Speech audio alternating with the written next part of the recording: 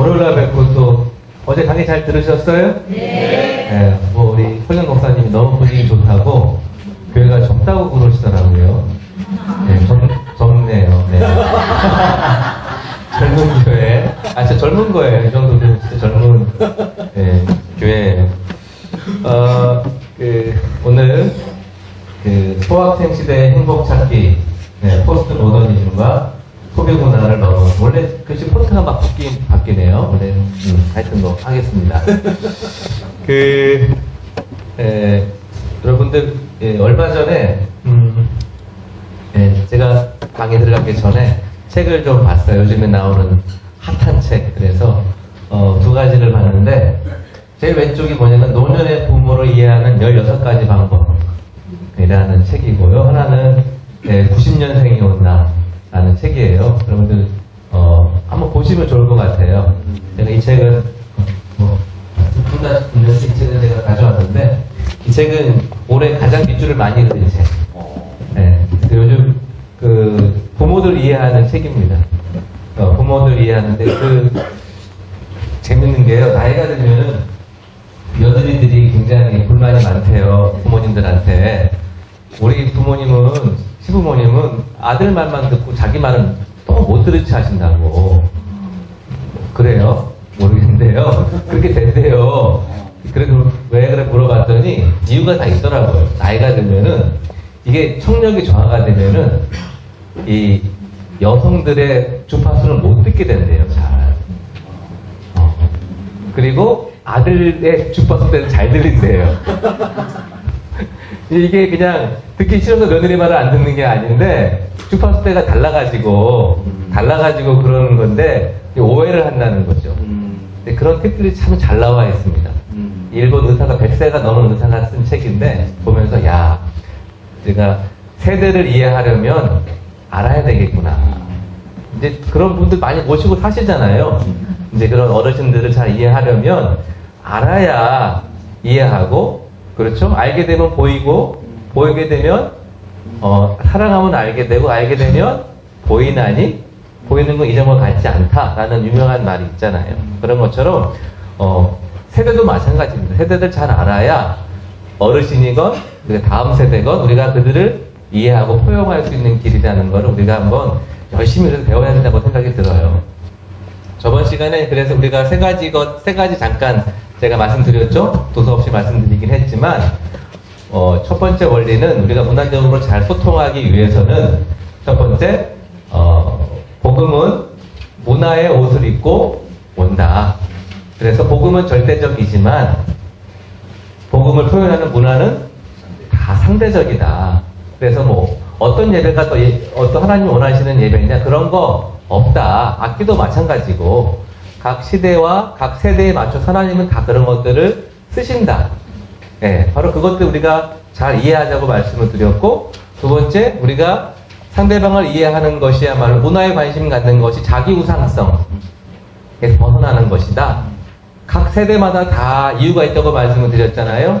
세대가 그렇게 사고방식 할 수밖에 없고 그렇게 생각할 수밖에 없는 이유들을 아주 간단하게 제가 말씀을 드렸고, 그래서 각 세대마다 부르신 이유는 합력하여 서로를 이루게 하시려고 우리 선대들이 믿음의 씨앗을 잘 뿌렸다면 우리 다음 세대들이 그 믿음의 뿌리를 싹 틔우고 열매 맺어서 온 세상에 하나님 나라의 문화를 만들어갈 수 있도록 격려하는 그런 어른들이 되자, 그런 이한교회가 되자라고 하는 말씀으로 제가 요약을 해드릴 수 있을 것 같아요. 오늘은 그 점에서 조금 더 첫 번째 했던 강의들을 좀 보충도 하면서 우리 세대들을 조금 더 이해할 수 있는 시간이 되면 좋을 것 같습니다.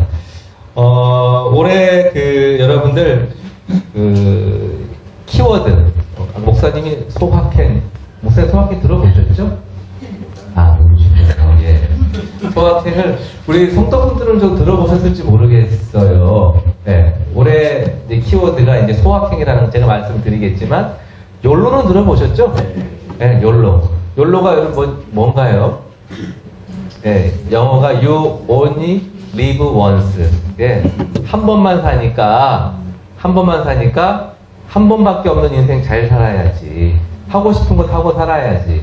해외여행도 가야 되고, 젊은 사람들은 집은 없어도 해외여행은 가려고 하고, 뭐 차는 뭐 하여튼 하고 싶은 것 하고 살자. 한 번밖에 안 사니까. 라고 하는 욜로가 굉장히 유행이었어요. 기억나시죠?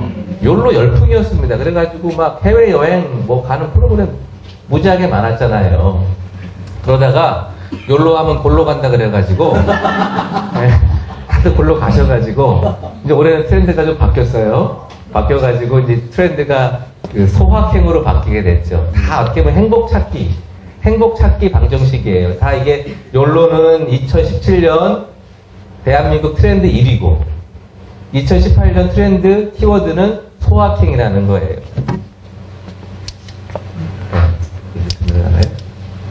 예. 작지만 확실한 행복. 이걸 소확행이라고 보통 얘기를 해요. 여러분들이 이제 아시면 더 좋을 것 같은데요. 무라카미 하루키라고 여러분들도 아실 거예요. 일본 유명한 작가잖아요. 1984도 쓰고 대단한 작가인데 그 사람이 그 랑겔 한스섬의 오후라는 책에서 이 소확행이라는 말을 처음 썼어요.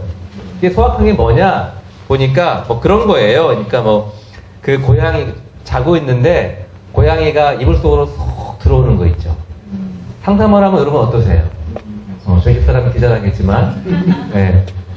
굉장히 좋잖아요. 그쵸? 그 고양이가 품에 안겨가지고 자는 그런 거. 그리고 뭐 아주 잘 빤 그 면 속옷을 차곡차곡 갤 때 그 느낌. 안 개봐가지고 잘 모르시는 분들이 계시구나. 개보신 분들은. 네, 그렇대요. 또 우리가 뭐 그런 건 아니더라도 우리가 뭐 목욕탕 가가지고 끝나고 나면은 딱 제 아들과 가끔 바나나 우유 딱 먹을 때. 그 딱 느낌 오시죠? 작지만 확실한 거죠. 아, 그 순간 행복하다. 느끼는 거. 이게 바로 이제 소확행이라고 하는 거예요. 그런 것들을 이제 2018년도 사람들이 이제 그런 것들을 찾고 추구하는 삶을 살았다라고 얘기를 이제 하는 거죠. 그래서 올해 이제 트렌드를 보면은 뭐 다 할 수는 없지만 가령 효린의 민박 여러분들 보셨어요? 예. 네. 사실 뭐 아무것도 아니잖아요. 그쵸? 뭐 대단한 얘기가 있는 것도 아닌데 그냥 일상의 얘기들이 굉장한 반응들을 이제 사람들이 가져오는 거죠. 그러니까 일상 내가 그냥 살면서 소소한 것들 속에서 행복 찾고 별거 아닌데 이런 관찰 예능들이 굉장한 인기를 올해 끊었어요. 그리고 두 번째 영화가 리틀 포레스트라는 영화였어요. 혹시 보신 분 계셔요? 손 들어주시겠어요? 리틀 포레스트. 보시니까 어떠셨어요? 별 내용 별로 없는 얘기인데 젊은이들이 시골 가가지고 농사 짓는 얘기예요. 그런데 이 이야기도 무려 10일 만에 관객이 100만이 넘었어요. 그러니까 정말 일상에서 일어나는 일인데 사람들은 그냥 이제 큰 행복이 아니라 작은 행복을 찾아가는 그런 이제 대한민국의 이제 트렌드로 이제 바뀌게 된 거죠. 그래서 여러분 트렌드 코리아 김남도 교수 여러분들 아마 아실 거예요. 지금 서점에 가면은 매해마다 트렌드 코리아라 그래가지고 소비를 예측하는 분이신데요. 이분이 그렇게 얘기를 했어요. 지금 어떻게 사회가 변하고 있냐? 미래에서 지금으로, 특별함에서 평범함으로, 강도에서 빈도로 변화하면서 일상에서의 작지만 확실한 행복을 찾는 근데 이런 트렌드가 이제 유행하고 있다는 거죠. 사실은 이게 뭐냐면 다 저성장기의 행복이라고 보면 돼요. 지금 우리가 저성장 시대를 살고 있잖아요. 예전처럼 고성장은 이제 불가능합니다. 성장 빙하기를 지금 살아가면서 사람들이 욜로도 마찬가지예요. 미래가 불확실하니까 지금 질러야 된다. 정확한 질러야 되고 미래가 보장이 안 되니까 지금 내가 삶의 자리에서 어떻게든 행복을 찾아야 돼 라고 하는 그런 이제 심리들이 발동을 하면서 이제 이러한 지금 확실히 행복을 찾자 기성세대 젊은이들은 기성세대의 성공 방식 기성세대 삶의 방식은 내가 싫다 이거예요. 지금 청년들이 있지만 청년들은 그런 생각 어른들과 굉장히 다른 방식으로 살아갈 겁니다. 가치관도 다르고요. 그래서 올해 영화 하나가 개봉이 됐어요. 어제 영화들 공부 많이 하셨어요? 네. 좀 도움이 되셨습니까? 네. 네, 됐다고 하니까. 네. 영화를 볼 수는 없고요. 그 소공녀라는 영화가 있었어요. 아까 제가 소공녀 혹시 보신 분 계실지 모르겠어요. 젊은 분들은 보셨나요? 소공녀라는 영화를 보신 분 계시네요. 소공녀가 두 분이나 계세요. 네. 그 영화 예고편이 있는데 한번 보시면 요즘 젊은이들이 어떻게 사고방식을 하고 살아가나 한번 도움이 되시라고 가져왔습니다.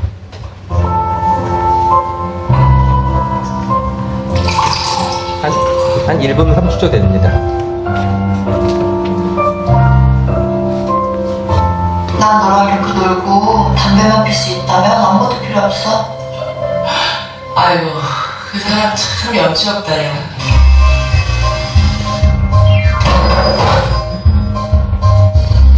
쌀 좀 남는 거 있어? 집에 쌀이 떨어져서. 말씀을 좀 말해봐요. 저 집 뺄게요. 이 동네는 성실해서 제일 싸우신 거지? 정신도 500에? 500이요? 나에겐 다른 친구들이 있어. 나 좀 재워줄 수 있어? 난 들어갈게. 편을 들어. 집이 더럽네. 남자랑 단둘이셨다고? 생물학적으로 남자긴 한데 심리적으로 여자 같은 애야. 괜찮겠어? 나 걔랑 같아. 잘했어. 네가 좀 따라와. 너랑 살집 구할 거야. 내 인생의 목표가 빚 없이 사는 거야. 야, 정말 힘드셨겠다. 난 갈 데가 없는 게 아니라 여행 중인 거야. 우리가 고생도 하고 10. 좋지. 전기는 안 들어온대. 네, 꺼주셔도 됩니다. 이해가 가세요? 네, 이 영화도 굉장히 소리 소문 없이 인기를 많이 끌었던 영화예요. 저희 필름 포럼 우리 어제 송 대표 모셔가지고 하셨는데 그 극장에서도 상당히 오랫동안 틀었던 영화 중에 하나입니다. 젊은이들은 이런 영화들을 보고 그래 내 얘기네 하는 사람들이 있어요. 그런 사람들이 좀 많아지고 있죠. 기성세대가 보기에는 이게 이해가 가나요? 네, 잘 안 가잖아요. 물론 젊은이라고 다 똑같이 준지로하기는 어려워요. 젊은이들도 다른 생각 워낙 동지로하기는 어렵지만 적어도 제가 아까 말씀드린 것처럼 뭐 소확행이든 뭐든 이렇게 사람들은 기성의 질서에 대해서 이제 다른 삶의 방식을 찾아가고 싶다라고 하는 것들이 뭐 젊은이들 또 지금 또 다른 세대들은 그렇게 생각하고 살아가는 우리들의 현실이라고 보면 되겠습니다. 그러면서 보면 이 지금 세대는 포스트 모더니즘 세대라고 말씀을 저는 드리고 싶어요. 포스트 모더니즘 여러분들이 들어보셨을 거예요. 예, 들어보셨죠?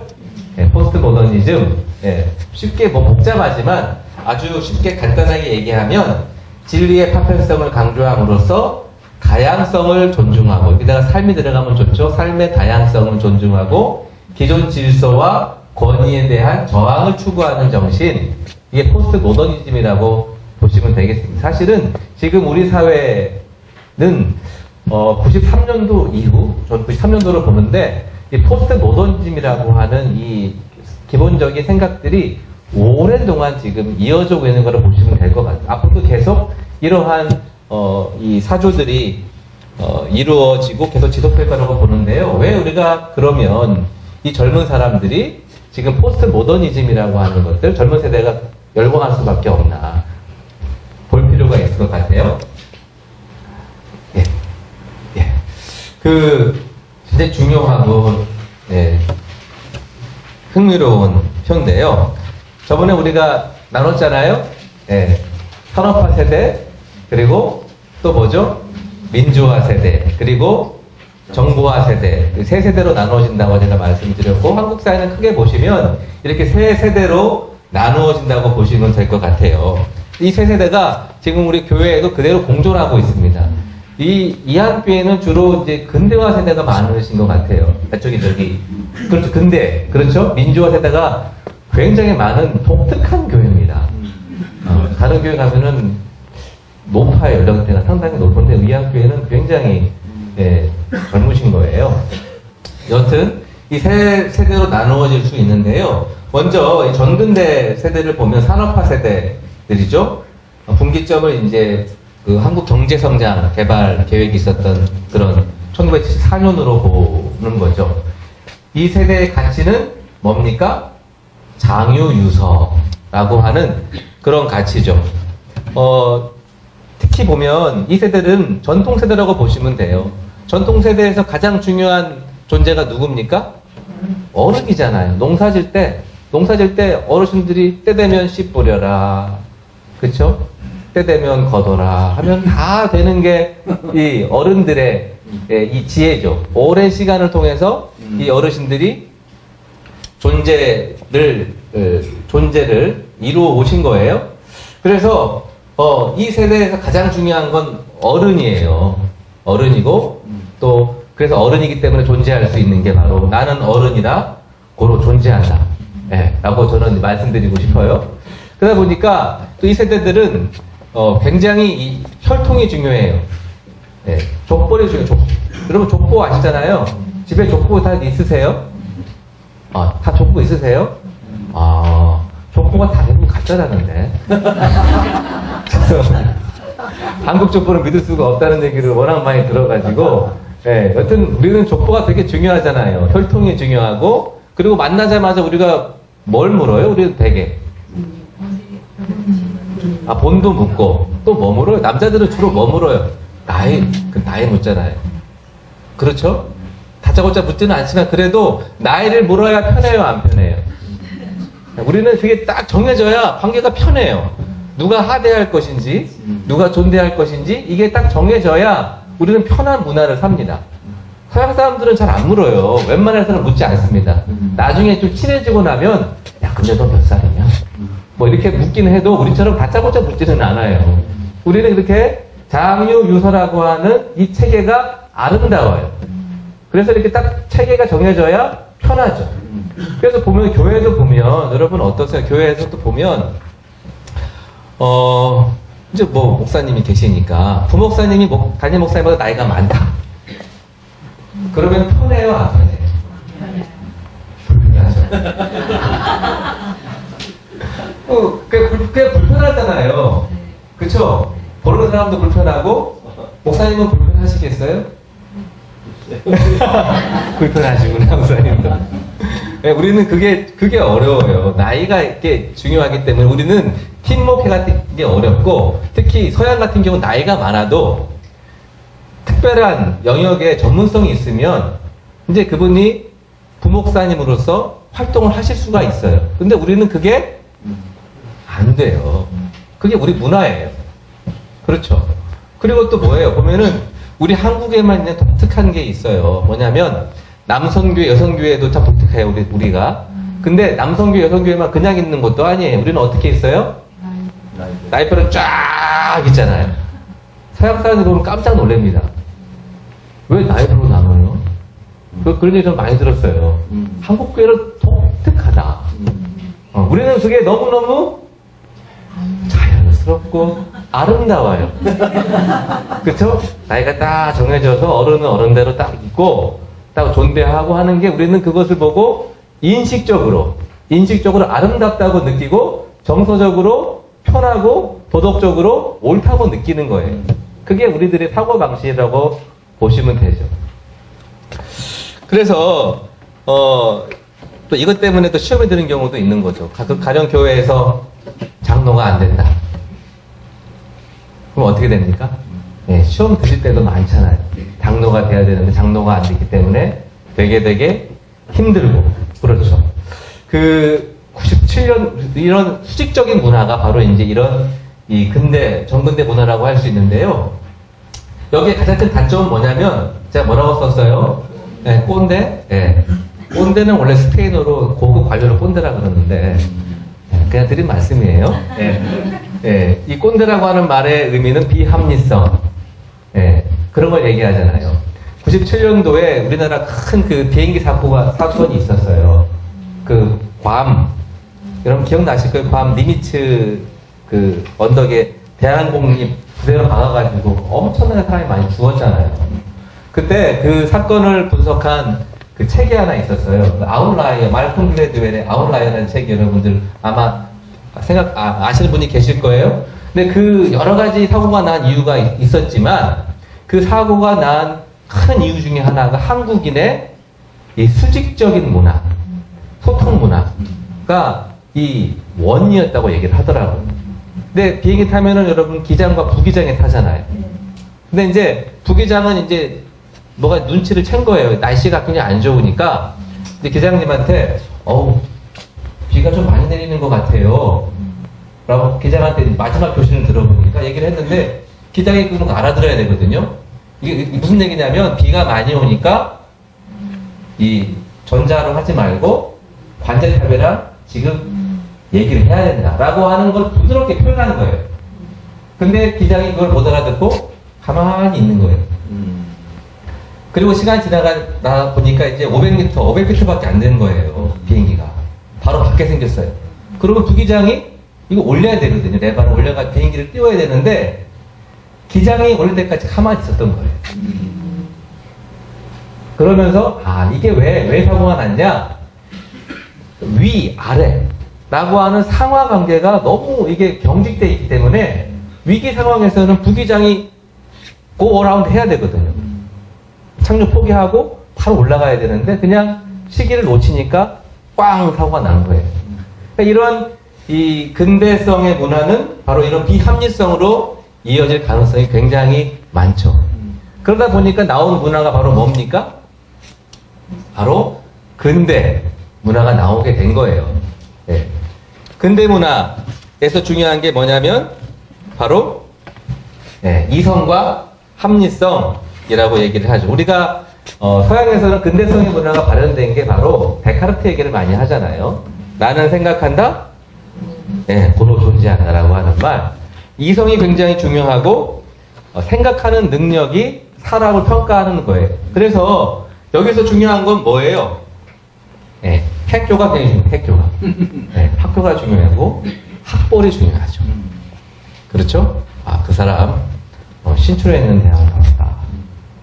또 질 수 없으니까 안암동에 있는 대학을 나왔다. 관악산에 있는 대학을 나왔다. 이런 게 굉장히 중요한 거죠. 학교가 굉장히 중요하고 이제는 전통시대에는 어른들이 모든 지혜를 독점하고 어른들이 중시했지만 이제는 근대화되면서 배울 수 있는 곳이 어디냐면 학교예요. 학교에서 사람들이 열심히 배우기 시작을 한 거죠.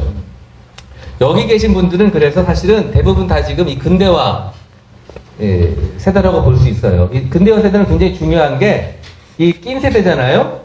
이 낀 세대는 전근대도 알고 포스트 모던도 알아요. 둘 다 알아요. 이 성격이 둘 다 있어요. 저 같은 경우도 낮에는 근대성이 강합니다. 낮에는 학교에 살았으니까 합리성, 제가 이제 이 근대성 끝자락 세대인데 굉장히 학생들한테 합리성 얘기를 많이 하고 그러는데 밤에 가면은 이 전근대의 이 기운이 막 올라와요. 그래가지고 굉장히 가부장적으로 되고 이 남성으로서의 그런 거 있잖아요. 그게 막 강해지는 저를 느끼게 되거든요. 아마 우리 여기 계신 남성분들은 어떠실지 모르겠어요. 한번 여쭤볼까요? 대부분 아마 모르시겠는데 하여튼 나는 좀 전근대에 가깝다. 안 드시는군요. 다들 듣는 귀는 있으시니까 나는 좀 근대적인 것 같다. 아무도 안 드시고 포스트 모던이신가 봐요. 다. 역시 소통 지수가 굉장히 높은 데가 우리 이한교회예요. 그래서 여기는 사람이 배워야지, 사람은 합리적이어야 돼 라고 하는 것들이 굉장히 강하죠.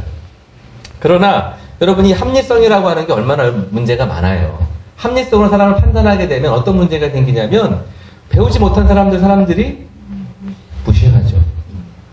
더 크게 보면은 서구가 제3세계를 지배할 때 그 근거가 뭐예요? 쟤네들은 이게 없어. 쟤네들은 이게 없으니까 당연히 지배받아야 돼. 이성으로 사람을 판단하잖아요. 그런 제국주의적인 사고방식이 이 근대에는 굉장히 강하죠. 우리도 그래요. 사람 볼 때 다른 거 잘 보고 우리 사회도 보면은 학력으로 사람을 판단할 때가 굉장히 많잖아요. 근대성의 유산이에요. 그리고 또 그러다 보니까 가장 그 종말이 뭡니까? 1, 2차 세계대전이에요. 열심히 배우고 지성을 발달시켰더니 그 지성으로 사람 더 많이 죽이는 무기만 만들어낸 거죠. 1차, 2차 세계대전 그 당시 이성이 극도로 발달할 때였습니다. 그러다 보니까 이 답이 없다는 걸 사람들이 알게 된 거죠. 자, 전통, 장유유서 이것도 안 되겠다. 또 두 번째, 이성과 합리성으로 해도 안 되겠다. 자, 그 대안이 그래서 뭡니까? 예, 포스트 모던이라고 하는 이제 이 시대로 접어들게 된 거죠. 근대성에 반발을 해가지고 포스트 모더니즘. 서구는 1960년대 이후에 발달한 그런 이제 문화고, 우리나라는 1993년을 기점으로 합니다. 왜 그럴까요? 왜 1993년일까요? 어떻게 그렇게 아셨어요? 네. 저는 그렇죠? 중요한 인간이 있어요. 중요한 인간이 바로, 네, 서태지와 아이들. 오랜만에 본 사진이죠? 서태지 세대세요, 집사님 혹시? 좋아하셨어요? 보기만 하셨구나. 네. 네, 서태지. 저 서태지만 보면은 저는 기억나는 게 저희 제도 교수님, 저희 제도 교수님이 임성빈 총장님이세요. 장신대 총장님이신데 그분이 했던 얘기가 저는 기억이 나요. 그분이 이제 서태지가 이제 나올 때 미국에서 공부를 하셨어요. 근데 이제 어느 해인가 학교에 이제 필리핀 학생이 왔었어요. 필리핀 학생이 왔는데 그렇게 자기를 보고 싱글벙글 웃더래요.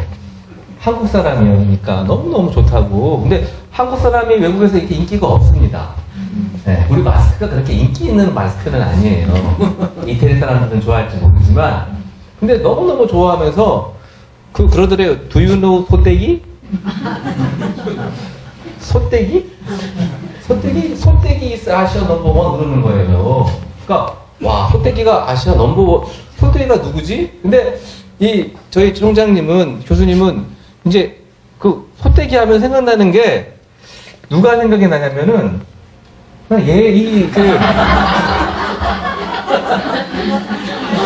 당시 강도조가 삼태기 여러분들 아세요? 네. 강도조가 삼태기인가 보다. 걔네들 그 한국적인 그 음악하는 얘네들이 드디어 일을 냈네. 역시 한국적인 것이 세계적인 것이요 하면서 그냥 생각했는데 알고 봤더니 그 소떼기는 서태지의 필리핀 발음이었어요. 그러니까 서태지가 얼마나 대단했는지 여러분 모릅니다. 서태지는 사실은 더 연구가 많이 되어야 될 사람이에요. 지금 뭐 방탄 유명하잖아요. 방탄 아마 서태지가 지금 나왔으면 유튜브도 있고 SNS가 있었으면 방탄 못지않게 세계적으로 인기를 끌었을 이 그룹이 다 서태지라고 생각을 해요. 왜 서태지가 그렇게 유명하냐 보면 서태지로 대변되는 게 바로 학교에 대한 이 거부감을 드러냈죠. 여러분 서태지 노래 기억나세요? 난 알아요. 난 안 되는 거야. 어른들은 너 모르니까 학교 가야 돼. 학교 가서 사람이 되라. 근데 애들은 안 되는 거예요. 또 안 되는 것뿐만 아니라 뭐라고 얘기해요? 이 교실이대야. 이 굉장히 중요한, 여러분 교실이대야라는 노래가 있어요. 유명한 노래죠? 들어보셨을 거예요. 굉장히 혁명적이죠. 됐어. 네. 저에서 안 되니까 죄송해요. 이제 그런 가르치면 됐어. 좋게. 매일 아침 7시 30분까지 우리를 조그만 교실로 몰아넣고 전국 900만의 아이들의 머릿속에 모두 똑같은 것만 집어넣고 있어. 꽉 막힌 사방이 막힌 널 그리고 덥석 모두를 먹어 삼킨 이 시커먼 교실에서만 내 젊음을 보내기엔 너무 아까워. 국민학교에서 중학교로 들어가며 고등학교를 지나 우리를 포장센터로 넘겨. 겉보기 좋은 널 만들기 위해 우리를 대학이란 포장지로 멋지게 싸버리지. 이젠 생각해봐. 대학. 본 얼굴은 가린 채 근엄한 척. 할 시대가 지나버린 건 좀 더 솔직해봐. 넌 알 수 있어. 이런 교실이 돼야. 교실이 어디의 상징이죠? 학교, 근대화의 상징이잖아요. 이 친구들이 이제 근대성에 대한 격렬한 거부를 나타내기 시작한 거죠. 기성 질서에 대한 거부, 거기에 대한 저항, 이와 같은 것들이 이 서태지의 노래 가운데 잘 드러나고 있는 거예요. 그래서 이 친구들이 다 너희들 집 나와라, 학교 떠나가라, 다 애들이 밖에 나가니까 문제가 생기잖아요. 그래가지고 애들이 뭘 불렀어요? Come back home. 다 이분들 다 집으로 돌아왔어요. 그래가지고 엄청난 권위의 상징이죠. 예. 그래서 이 세대는 바로 권위가 권위의 상징이 연예인들이에요. 여러분 밤 10시만 넘어가 보세요. 10시 이후에 나오시는 분들이 어떤 분들이에요? 밤 10시 이후에 나오시는 TV에 정치인들 나오나요? 안 나오잖아요. 다 연예인들 나옵니다. 10시에 정치인들 나오고 교수 나오면은 다 돌리잖아요. 10시 이후에. 그만큼 이 시대에는 바로 권위가 이런 연예인들이 되죠. 됐어. 이제 그만 됐어. 밑에 있는 책 제목이에요. 하마터면 열심히 살 뻔했다. 2개월 전에 요즘 베스트셀러가 된 이 책이에요. 요즘 세대들이 참 독특하죠? 잘 이해가 안 갈지 모르겠지만 아까 소금류도 보셨잖아요. 하마터면 열심히 살 뻔했다. 이런 기성 질서에 대해서 이제 거부하는 새로운 삶의 방식을 추구하는 거죠. 여튼 이러한 모든 것들이 결국은 다 자아 정체성을 찾고자 하는 거예요. 내가 어떻게 살아야 되지? 전근대는 이런 전통 속에서 나의 정체성을 찾으려고 했고, 근대는 뭐예요? 공부 열심히 하면 내가 나될 줄 알았어요. 공부 열심히 하면 그래 인간답게 살 줄 알았어요. 근데 그게 아니라는 걸 이제 거부하기 시작한 거죠.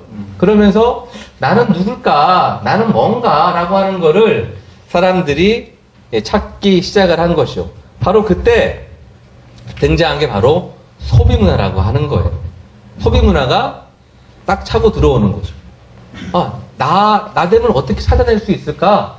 봤더니 소비문화가 거기에 들어와서 그래 너가 하려면은 이제 바로 나는 소비한다, 고로 존재한다라고 하는 방식으로 바뀌게 되는 거예요.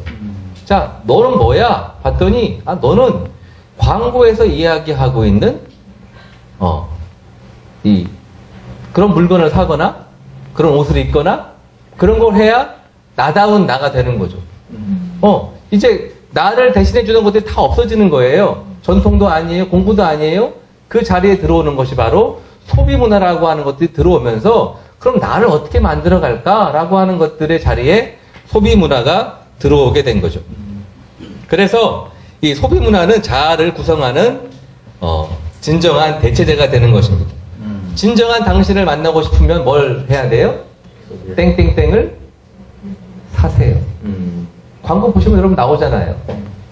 그러한 같은 것들이 드러나게 되는 것이죠. 소비를 통해 나답게 되는 것이고, 그래서 요즘엔 여러분들 나다움이 예전에는 생각이 나다우면 나예요.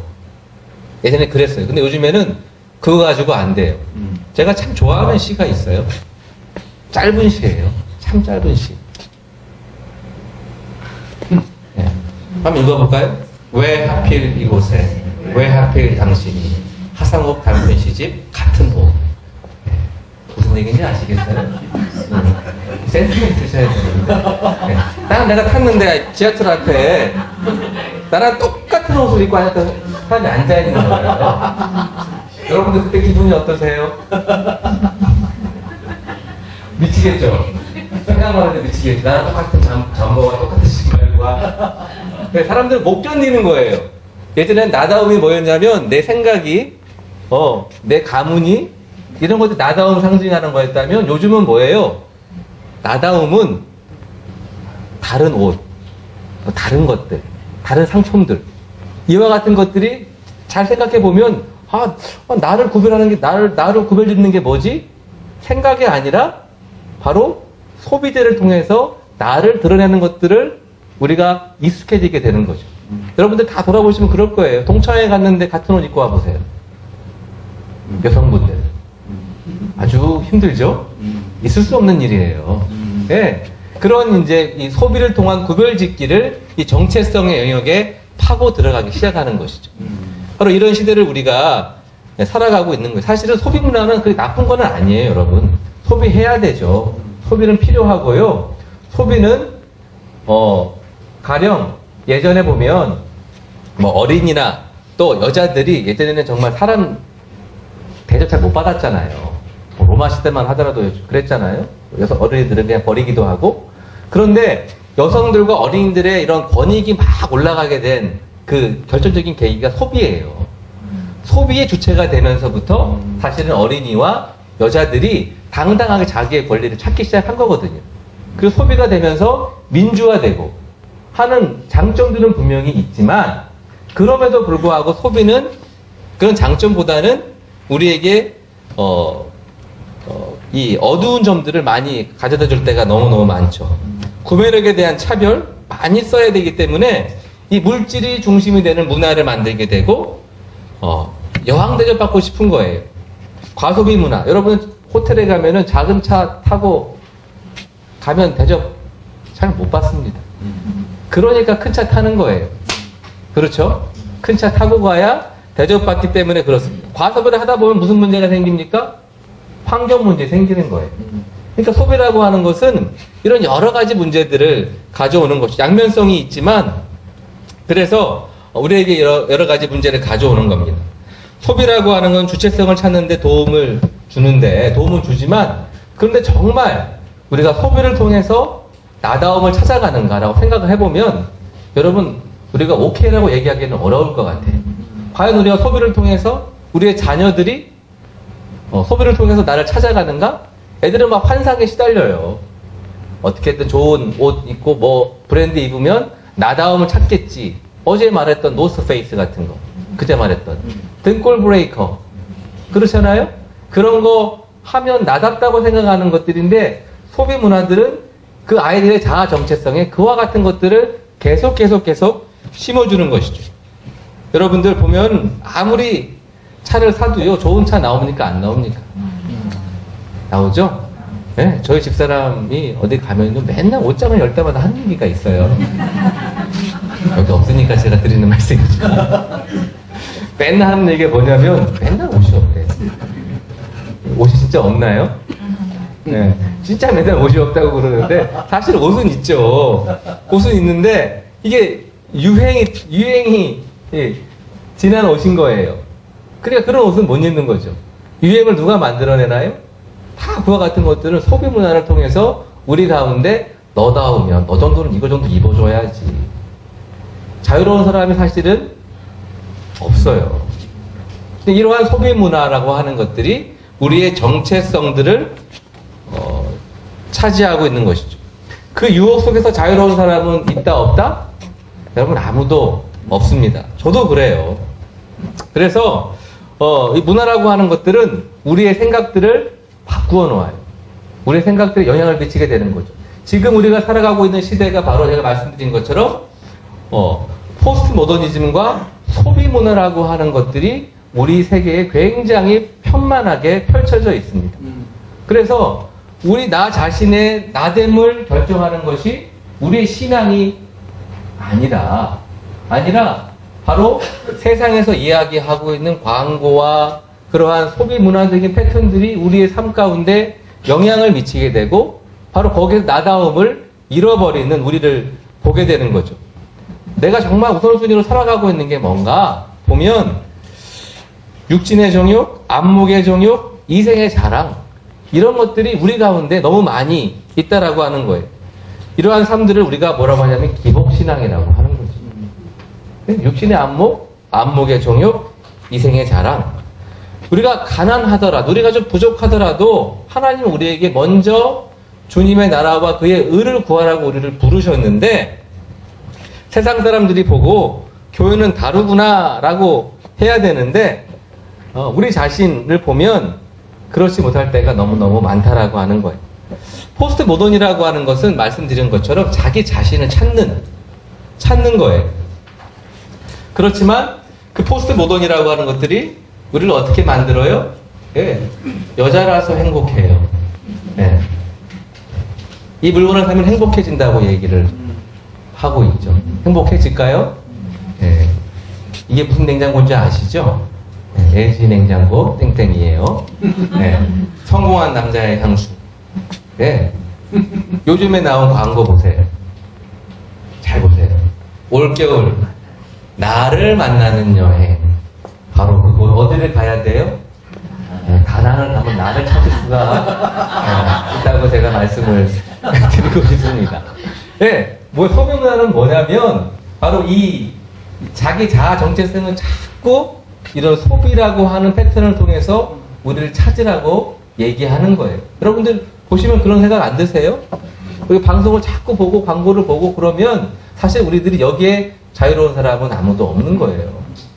내가 나 정도면은 이런 아파트 살아줘야 되고 이런 신발 신어야 되고 이런 옷 입어야 되고 하는 것들이 우리의 신앙생활 가운데 신앙생활 한다고 하면서도 이런 것들 때문에 내 자신이 기가 죽고 내 자신이 정말 신앙에 인해 자존심을 잃어버리고 살아가는 우리들의 모습을 볼 수밖에 없다는 거죠. 본질적인 것은 누구냐? 세상에 줄 수 없는 나에 대한 정체성은 여러분 어디에서 옵니까? 세상에 줄 수 있는 것이 아니라 바로 복음이 줄 수 있는 거예요. 하나님의 말씀이 나를 찾게 해주는 것입니다. 우리 교회가 진정으로 지녀야 될 능력이 뭔가? 바로 말씀을 통해서 나를 찾을 수 있어야 되는 거예요. 사도행전 17장 27절에 이런 말씀이 있어요. 사도 바울이 아테네에 가서 했던 얘기인데요. 한번 같이 한번 읽어볼까요? 시작. 이는 사람으로 혹 하나님을 더듬어 찾아 발견하게 하려 하심이로되 그는 우리 각 사람에게서 멀리 계시지 아니하도다. 사람들은 다 찾는다는 거예요. 하나님을 찾고자 하는 거예요. 뭐냐? 자기 자신이 누군가를 다 찾고자 하는 겁니다. 그런 마음이 다 있어요. 그런데 뭐냐면 자신을 찾을 수 있냐는 거예요. 여러분들 그릇이 있어요. 그릇이 있는데 그릇이 자기 자신한테 암만 얘기해도 내가 여기 왜 있지? 내가 뭐 때문에 존재하지? 자기 자신에게 물어서 알 수 있어요? 없어요? 없어요. 누구한테 물어봐야 돼요? 그것을 만든 사람한테 물어봐야 되는 거잖아요. 우리도 마찬가지입니다. 내가 왜 있지? 내가 왜 존재하지? 라고 하는 것을 알려면 누구에게 물어봐야 돼요? 하나님께 물어봐야 되는 거예요. 기존의 문화라고 하는 것들이 근대성은 족보를 통해서 내가 좋은 가문 출신이고 내가 좋은 그런 집안이면 나다웠던 거예요. 나를 발견한다고 믿었어요. 그렇게 생각했어요. 여러분 그러나 그것이 나다움을 발견하게 합니까? 그렇지 않아요. 근대성의 문화는 어떤 거예요? 학벌. 애들에게 야 너가 정말 행복하게 살려면 공부 열심히 해야 돼. 공부하면 너 행복해. 너를 찾아. 아니에요. 공부한다고 여러분 자기 자신을 찾는 것이 아니라고 하는 겁니다. 포스트 모더니즘은 뭐예요? 포스트 모더니즘도 자기를 찾으려는 몸부림이에요. 그런데 그 몸부림 자리에 뭐가 들어왔어요? 소비 문화가 들어와서 너 이거 입으면 너다워져. 너는 다른 사람과 좀 달라야지. 라고 자꾸 얘기를 하지만 아무리 물건을 사고 아무리 뭘 해도 여러분 나 자신을 찾습니까? 못 찾습니까? 못 찾습니다. 처음에는 기분이 좋을지 모르고 나답지 어깨도 펴고 그렇게 살아갈지 몰라요. 그러나 소비 문화 역시 우리 자신을 찾는데 실패하게 만드는 것이죠. 나를 나답게 하는 것은 뭐냐? 나의 나됨을 발견하는 길은 바로 하나님 안에서 나를 발견하고 하나님의 사랑을 받은 우리가 그 사랑 속에서 살아갈 때 여러분 진정한 자아 정체성을 찾고 나다운 삶을 살게 되는 줄로 믿습니다. 그래서 여러분 모든 문화는 다 여러분 구원받을 수 있다고 생각을 해요. 모든 문화는 다 양면성이 있어요. 사랑이라고 하는 것이 우리 가운데 임하게 되면 전근대 문화도 여러분 다 구원받을 수 있습니다.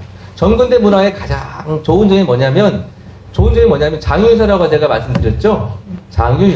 장유서는 뭐예요? 특징이 내리사랑이에요. 전근대 문화의 사랑이 임하면 어른들이 아랫사람들을 그냥 조건 없이 사랑해 줄 수 있는 그 사랑의 문화로 사람들을 치유해 줄 수 있습니다. 근대 문화도 마찬가지예요. 근대 문화 가운데도 하나님의 사랑이 임하면 어떻게 돼요? 좋은 지성으로, 좋은 이성으로, 합리성으로 사람들을 편하게 하고 이롭게 하는 것들로 하나님을 섬길 수 있고 사랑을 표현할 수 있는 거죠.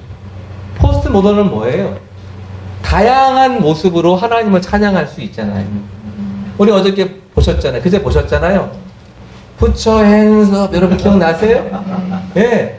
각자가 다 여러 모양으로 젊은이들은 젊은이들의 모습으로 서태지와 아이들처럼 예. 자기 자신의 모습대로 하나님을 여러 모양으로 사랑할 수 있는 것.